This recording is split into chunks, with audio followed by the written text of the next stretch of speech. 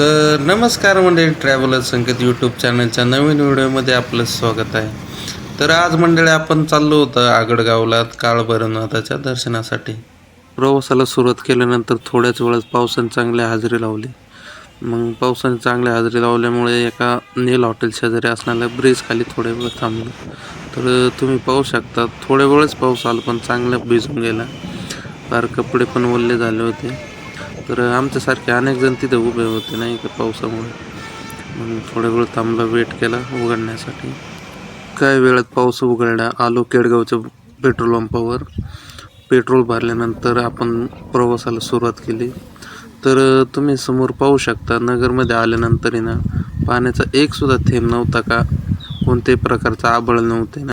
तर आपल्याला कापरवाडे मार्गे जायचं असल्यामुळे मग पुढे चांदणे चौकातून खाली उतरलो. खाली उतरल्यानंतर मागे वळून पाहिले तर 2 गाड्या आपल्या आल्याच नव्हत्या. मग भिंगरच्या दिशेने जाणाऱ्या रस्त्याला थोडे वेळ थांबलो, यांचं वेट केलं. काही वेळाने ते देखील आले. मग पुढे प्रवासाला सुरुवात केली. मग जाता जाता थोडे पान खाऊ वाटले. रस्त्याच्या कडेला असणाऱ्या पान शॉपीवर थोडे वेळ थांबलो, पान खाल्ले, पुढील प्रवास सुरुवात केला. तर तुम्ही कापरवाडीतून थोडं पुढे गेल्यानंतर आगडगावला जाताना हा थोडासा नॉर्मल घाट लागेल. तर ह्या घाटावर असे तीव्र स्वरूपाचे वळण आहेत की समोरून गाडी येणारी थेट अंगावर येते. तर इथून जाताना तुम्ही काळजी घेतली पाहिजे थोडी तरी. तर या घाटातून नजारा पाहू शकता, अत्यंत छान असं झाला होता. त्या नजाऱ्याचा आनंद घेत आम्ही आगडगावच्या दिशेने निघालो. घाट चढून वरती आल्यानंतर रस्त्याच्या डाव्या साईडला आपल्या मारुतीचे मंदिर दिसे. मारुतीचे दर्शन घेऊन पुढे निघालो. आगडगावकडे जाताना तुम्हाला अत्यंत असं नैसर्गिक सौंदर्य तुम्हाला पाहावं लागेल. नैसर्गिक सौंदर्य पाहत आम्ही काळभैरवनाथ मंदिराजवळ पोहोचलो. तर मंडळींनो, आज रविवार असल्यामुळे तिथे मोठ्या प्रमाणात गर्दी झाली होती, तुम्ही पाहू शकता. मग गाडी लावली पार्किंगला आणि आम्ही देवाच्या दर्शनासाठी निघालो. तर जाता जाता तुम्हाला तिथे हातपाय स्वच्छ धुवून आतमध्ये जाण्यासाठी इथे एक टाकीचा प्रबंध केलेला आहे. मग आम्ही तिथे जाऊन हातपाय धुवून फ्रेश झालो. जाता जाता देवासाठी फुलहार घेतला, प्रसाद घेतला आणि दर्शन रांगेसाठी निघालो. तर मंडळीनं आम्हाला जायला लेट झाल्यामुळे अत्यंत प्रमाणात गर्दी कमी झाली होती. मग दर्शन घेतले. कारण मोबाईल अलाउड नसल्यामुळे आम्ही तिथे काही व्हिडिओ शूटिंग करू शकलो नाही. बाहेर आलो तर तुम्हाला समोर लिंबाचं झाड दिसेल, त्याला कंपाऊंड केलेलं आहे. तर यात असं बोललं जातं की या लिंबाचा पाला हा गोड लागतो. तर आम्ही ते ट्राय करून पाहिलं मंडळी. तर त्याची चव टेस्टलेस आहे, म्हणजे कोणत्या प्रकारची चव लागत नाही, ना कडू ना एवढी पण गोड. काळभैरवनाथ देवस्थान हे आपल्या अहिल्यानगरपासून 20 किलोमीटरच्या अंतरावरती आहे. श्री क्षेत्र काळभैरवनाथ मंदिराचे वैशिष्ट्य सांगायचे झाले तर अगडमल, देवमल आणि रतडमल या 3 राक्षसांनी मिळून हे मंदिर उभारलेले आहे. मंदिराच्या प्रवेशद्वारावर या 3ही राक्षसांच्या मुंडक्यांची चित्रे कोरलेली आहेत. आणि इथे सर्वात महत्त्वाचे म्हणजे जत्रेच्या दिवशी ते भूतांची जत्रा भरते. दर्शन झाल्यानंतर आम्ही बाहेर आलो तर पाहू शकता हा कुत्रा आमच्या मागेच लागला होता प्रसादासाठी. मग त्याला 2 पेढे टाकले आणि पुढे जेवण रांगेसाठी निघालो. तर मंडळी पाहू शकता अनेक जण आपल्या नवीन वाहनांची पूजा करण्यासाठी इथे येतात. तर आम्ही दर्शन झाल्यानंतर जेवणाच्या रांगेकडे निघालो. तर आम्हाला आतमध्ये जाण्यासाठी 3:15 वाजले. तर मंडळी जी तुम्हाला महत्त्वाचं सांगायचं म्हणजे तर इथे जेवणाची वेळ 12 ते 3 आहे. जर कुणी पण येणार असले भोजनाचा लाभ घेण्यासाठी तर 3च्या आतमध्ये दर्शन घेऊन तुम्ही जेवणासाठी जाऊ शकता. तर मंडळी हे पाहू शकता, ही पूर्ण जी लाईन आहे ना पूर्ण भरलेली राहते, माणसाची गर्दी असते. तर आम्ही लेट झालो असलो तरी तिथे जे सेवेकडे असतात ना ते बोलले चला काही अडचण नाही. कारण कसं राहतं तो प्रसाद आहे ना जास्त स्वरूपात बनवलेला राहतो. तर त्या अर्थाने त्यांनी आम्हाला थोडा वेळ थांबवले. थोडा वेळ वेट केल्यानंतर पाहू शकता आमच्या मागे पण खूप प्रमाणात गर्दी झाली होती प्रसाद घेण्यासाठी. वरती आल्यानंतर हा हॉल केलेला आहे जेवणासाठी. तर मंडळीनं 12 ते 3 सुमारास जे कोणी येत असेल त्यांनी पाहिलेलंच असेल काही हा हॉल पूर्णपणे भरलेला राहतो. तर मंडळी जे कोणी लेट आले होते त्यांना सर्वांना एकत्र जेवणास बसवले होते, लेडीज आणि जेंट्ससाठी. थोड्या वेळाने आपल्यासाठी ताट आले होते. तर ताटाचं असं व्हायचं होतं की तुम्ही प्रत्येकाने आपलं आपलं ताट घेणे आणि पुढे सरकवणे. थोड्या वेळाने कांदा लिंबू आला, राईस पण आला. कांदा लिंबू घेतले, त्याच्यानंतर कांदा राईस घेतल्यानंतर थोड्या वेळात आपला शिरा देखील आला. शिरा हा तुपात केलेला होता, तर त्याची चव अत्यंत स्वादिष्ट लागत होती. थोड्या वेळाने आमटी पण आली. आमटी घेतल्यानंतर मग थोडी नॉर्मल भाकर राहिली होती, तर ते बोलले की तुम्ही राईस संग खाऊ शकता. राईस जास्त प्रमाणात बनवलेला होता. तर मंडळींनी या जेवण करण्यासाठी.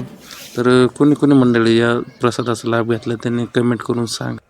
प्रसादाचा लाभ घेतल्यानंतर थोडे बाहेर फिरण्यासाठी आलो. तर वरती आल्यानंतर तुम्ही पाहू शकता मंदिरचा परिसर अत्यंत छान दिसत होता. आत्ता त्याला कलरचं काम देखील करण्यात आलेलं आहे, त्यामुळे ते अजून उठून दिसत होतं. आणि थोडं खेळण्यासाठी लहान मुलांना सोय पण करण्यात आहे. जेवण झाल्यानंतर आम्ही वरती निघालो हॉलकडे जाण्यासाठी. तर हे पायऱ्या चढून गेल्यानंतर हा आपल्याला हॉल लागेल. वरती आल्यानंतर हॉलचे शटर अर्धे उघडे होते. मग वाकून आतमध्ये गेलो तर तुम्ही समोर हे पाहू शकता, हे मॅरेज हॉल आहे. तर मंडळी तुम्ही समोर पाहू शकता मॅरेज हॉल अत्यंत स्वच्छ आणि सुंदर ठेवण्यात आले होते. हॉलमधून बाहेर आल्यानंतर तुम्ही समोर पाहू शकता नजारा अत्यंत छान दिसत होता. पाहू शकता किती भारी दिसतात. तर हॉलच्या थोड्या समोरच तुम्हाला गाडीचं पार्किंग दिसेल आणि या पार्किंगच्या समोरच तुम्हाला लहान मुलांसाठी खेळण्यासाठी गार्डन तयार करण्यात आलेले आहे. तर तुम्ही समोर पाहू शकता. तर लहान मुलांचे खेळण्याचे गार्डन पाहून चिवने घसरगुंडी खेळण्याचा हट्ट केला. मग काय तिच्या आत्याने तिला घेऊन घसरगुंडीला नेला. तेवढ्यात मग शिवमने म्हणलं बोचायला आपण पण झोपाळा खेळून बघू. मग शिवमला झोपाळा खेळताना पाहताना रेशमासुद्धा आली, म्हणली हो मला बी खेळायची, माझी पण शूटिंग काढ. मग काय हे दोघं बसताना पाहून मग मी पण बसलो, म्हणलं जाऊन देत. मग पाहू शकता आपली चिव कशा प्रकारे वरती चढलेली आहे. वरती चढल्यानंतर आता बघा कशी हसते. तिला मुंबईला असतानापासून घसरगुंडीचा चांगला नाद आहे. वरती जाऊन वाकून दाखवते पाहू शकता. आता कशी खाली येते घसरगुंडीवरून. तर तिला उंच होती तरी ती वरती गेलीच होती. तिला म्हणलं नको जाऊ तरी. तर पाहू शकता पडता थोडा वेळ वाचले, ती परत गेली व म्हणली चला खेळायचीच आहे घसरगुंडी. मग काय आम्ही तिघं पण म्हणलं चला. तर आमच्या मॅडम पण येऊन बसले, म्हणले मला पण घ्या व्हिडिओ शूटिंगमध्ये. मग काय आम्ही तिघं मिळून झोपाळा खेळायला लागलो. आता आम्हालाच असं वाटायला लागलं की आम्हीच बारीक झालो. जाऊ दे म्हणलं, काय तो एन्जॉय करायचं म्हणलं. मग थोड्या वेळाने कळाली चुलत्याला कळाली की इथं विराज आवचे ते आलेले आहेत व्हिडिओ शूटिंग करण्यासाठी. तुम्ही विराज आवचे म्हणजे आपले नगरचे रील सर्वर का. मग काय म्हणले चला माझ्या मागे आपण तुम्हाला विराज आवतेच्या संग भेटवतो. मग आमचे अंकल म्हणले फॉलो मी. मग काय फॉलो मी म्हणल्यानंतर आम्ही सगळे निघालो. आमच्या चपला सगळ्या तिकडं फुलवालीचं तिथं ठेवलं तर जिथं प्रसार घेतला होता. तर हे मंडळी हे लोकेशन सांगायचं झालं तर हे मंदिरच्या बॅक साईडला काय 50-60 मीटरच्या अंतरावरती हे तळे तुम्हाला पाहायला भेटतील.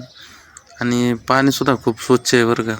आम्ही पुढे गेल्यानंतर हे पाहू शकता, हे आपल्या विराज आवते त्याची बुलेट लागलेली आहे आणि त्याच्या संग 2-3 असिस्टंट पण आले असतील शक्यतो रील्स काढण्यासाठी त्यांच्या गाड्यावर. तर चला तर मंडळी तुम्हाला आपले नगरचे रील स्टार विराज आवते यांना दाखवतो.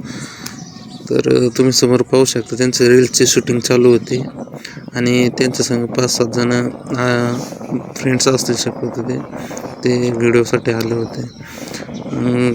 थोड्या वेळ त्यांचे रील्स कसे बनवतात ते तुम्ही पाहू शकता. तर मंडळी तुम्हाला हा कॅमेऱ्यात त्यांचं बोलण्याचा आवाज येत नसेल, पण आम्ही तिथं होतो ना त्यांचा आवाज क्लिअर येत होता. मग थोड्या वेळ त्यांचे रील्स काढून झाल्यानंतर आम्ही त्यांच्यासंग फोटो काढण्यासाठी गेलो. तर मंडळी पाहू शकता आम्ही सगळे एक जण मिळून त्यांच्यासंग फोटो काढले. मग घरी लेट झाल्यामुळे आम्ही घरी निघालो. तर जाता जाता आमच्या जीवला आठवले की तिचे काका म्हणले होते तिला आईस्क्रीम घेऊन देणार आहे जाता जाता. तर मला घेऊन ती लगेच आली बाबा आईस्क्रीम पार्लरला. म्हणले काका तो तिथे दुकान आहे, मला घेऊन चला आईस्क्रीम घेऊन. मग काय गेलो आईस्क्रीम पार्लरला, घेतलं एक आईस्क्रीम. तर पाहू शकता किती खुश झाली. म्हणले थँक्यू काका. मग आईस्क्रीम दिल्यानंतर आम्ही निघालो घरी. तर मंडळून मंदिरापासून आयलेनगरकडे येताना तुम्हाला 100 ते 150 मीटरच्या अंतरावर हा सुंदर असा ओढा लागेल. तर तुम्ही पाहू शकता अत्यंत भारी ओढ्यामुळं व्ह्यू आला होता. शेजारी आंब्याचं झाड पण होतं त्यामुळे अजून भारी दिसत होतं. तर जाता जाता थोडा पाऊस सुरू झाल्यानंतर आम्ही रस्त्याच्याच कडेला असणाऱ्या एका झोपडीमध्ये थोड्या वेळ थांबलो. मग पाऊस उघडल्यानंतर आपण घराकडे निघालो. तर पाहू शकता आम्हाला घरी जाता जाता थोडा अंधारच पडायला लागला होता. तर मंडळींनी कुणी आगडगरला जाऊन आपल्या काळभैरवनाचे दर्शन घेतले त्यांनी कमेंट करून सांगा. आणि जे कोणी आपले व्हिडिओ पहिल्यांदाच पाहत असेल त्यांनी आपल्या यूट्यूब चॅनलला नक्की सबस्क्राईब करा. तर तुम्ही पाहू शकता आम्हाला घरी जाता जाता सनसेट हा किती छान झाला होता. तर मंडळी पुन्हा भेटूया आपल्या नवीन व्हिडिओमध्ये. धन्यवाद.